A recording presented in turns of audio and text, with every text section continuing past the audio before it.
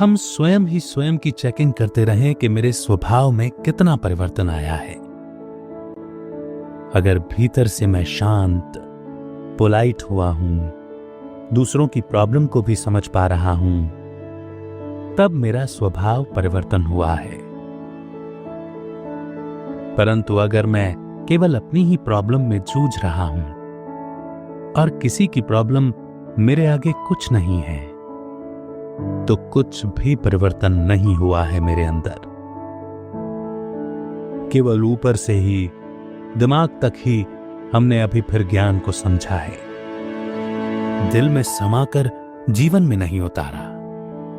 अर्थात केवल ऊपरी ऊपरी तौर पर ही बाबा बाबा है, दिल की याद नहीं है परमात्मा एवं उसकी शिक्षाओं प्रति।